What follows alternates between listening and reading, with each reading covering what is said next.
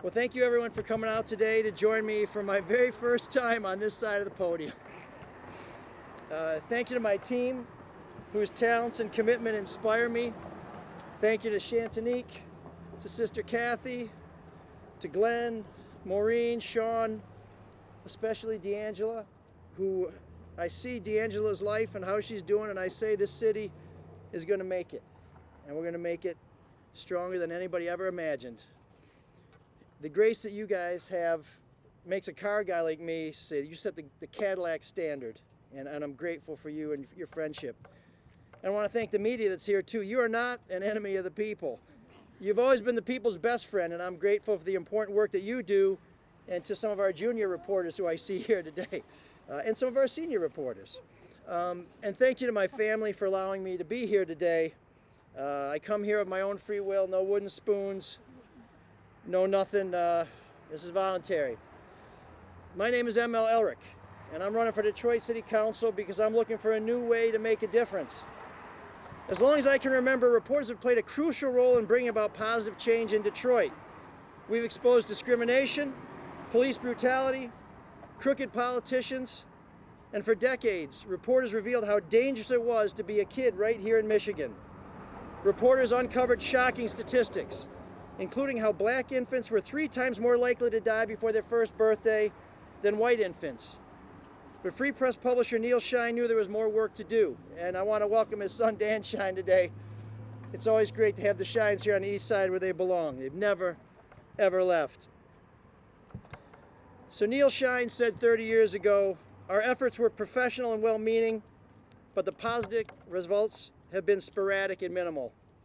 So he launched Children First, declaring that the newspaper would engage philanthropists, activists, parents, and church leaders in a campaign to make Michigan safer for children. We are no longer going to be just the scorekeepers, Neil said. We're getting in the game. I started my career as a reporter 30 years ago, and I spent much of that time putting government under scrutiny, exposing waste, incompetence, corruption. I've also told the stories of underdogs, people who were mistreated, abused, their rights denied. But it's no longer enough for me to be just a scorekeeper. It's time for me to get in the game. That's why we're here, in front of the old Sherwin Williams where I worked when I was in high school. It was a vibrant part of a thriving business district. The owner of Wimpy's Bars and Grills over there used to come and get his razor blade so he could scrape his grill. And across the street, Reverend Tony bought paint to transform an old jewelry store into the Heaven on Earth beauty salon. Well, heaven sometimes seems like it's a little far away, but we're gonna bring it back, and not just to Earth, right here to District 4. Neighbors came here for carpeting, for blinds, and for jobs. And the boards are finally coming off of this place, but there are still too many boarded up buildings in our neighborhoods.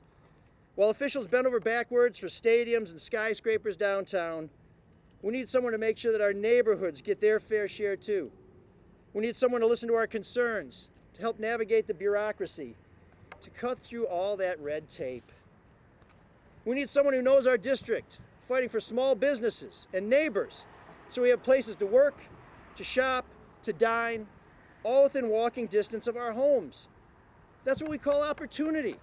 And this campaign is all about opportunity, safety, and accountability. Safety means that first responders come when we call, the first time. I want our firefighters and EMTs to have the training and equipment they need to succeed. And I want more police, and I want better police. I want more police we have so that we have enough cops to stop the reckless speeding through our neighborhoods and our intersections. And I see Anthony Benavides here. Your boys, more cops like the Benavides. We're good. We're all set. I want more police so our officers get to know us. I also want police who have the experience and the temperament to diffuse difficult and dangerous situations, who are trained to be peacekeepers first and warriors second. And accountability, well, I think you all know where I stand on that.